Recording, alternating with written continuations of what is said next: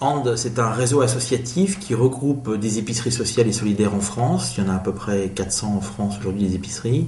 Ces épiceries sont des nouvelles formes d'aide alimentaire qui permettent à des gens qui sont en difficulté financière et après examen de leur situation, leur permet de retrouver le plaisir de faire ses courses, de choisir ce qu'ils veulent consommer et de s'acquitter d'une légère participation financière à hauteur de 10-20%. Et cette participation permettant de gommer, de lisser un sentiment de redevabilité. Je ne suis pas redevable puisque j'ai participé.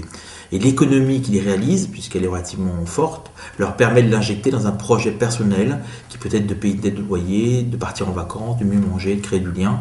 Voilà. Et And, c'est le réseau national, c'est la fédération de ce nouvel type d'aide alimentaire.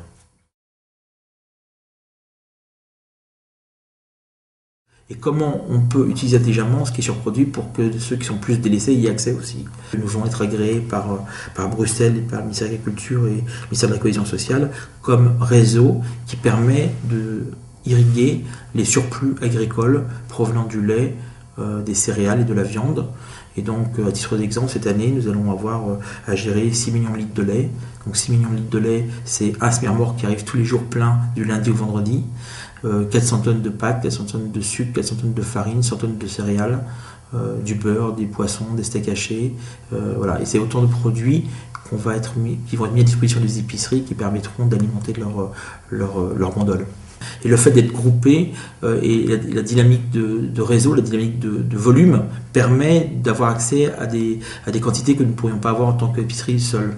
Aujourd'hui, si on reçoit 10 tonnes de Nutella, ça va être très difficile pour une épicerie de le gérer. Sur 40, 50, 100 épiceries, on peut se répartir ce volume. Andes a 4 missions principales dans ses statuts. La première, c'est d'aider les collectivités à créer des nouveaux projets. Donc on arrive en tant qu'expert, que médiateur pour permettre à des gens de travailler ensemble. La deuxième activité qui commence à monter en charge parce que le réseau s'étoffe, c'est un rôle d'animation du réseau. C'est d'être un facilitateur, c'est d'être le relais entre toutes les expériences qui se passent sur le territoire. La troisième activité forte qui est en train de se développer et qui s'est développée grâce aussi au soutien d'Ashoka cette année, c'est une dimension de logistique. Aujourd'hui, la pierre angulaire pour que ces épiceries fonctionnent, c'est qu'elles soient approvisionnées. Enfin, la quatrième mission, c'est plutôt une mission un peu de lobbying, d'information vis-à-vis des journalistes, vis-à-vis des élus, vis-à-vis des techniciens. Et à ce titre-là, nous organisons des rencontres nationales qui ont lieu tous les 2 ans, qui permettent à la fois de réfléchir sur ce que l'on fait, d'essayer d'aller plus loin dans la réflexion, et à la fois de mutualiser et de faire de l'échange entre structures.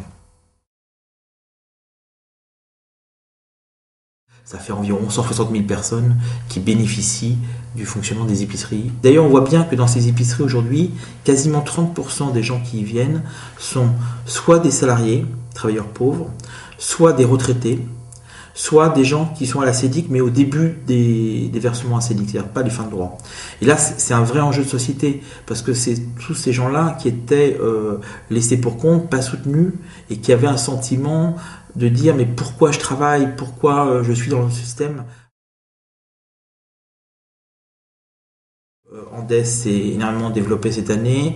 Notre budget de fonctionnement a été multiplié par 4 en 2007 et pour le moment le prévisionnel, mais a priori qui a l'air plutôt sûr, est une multiplication par 5 l'année prochaine. D'abord, il y a un maillage à faire, il n'y a pas assez d'épiceries sociales et solidaires en France. Donc là, il y a peut-être une démarche d'inciter les collectivités à en créer parce qu'il y a des besoins.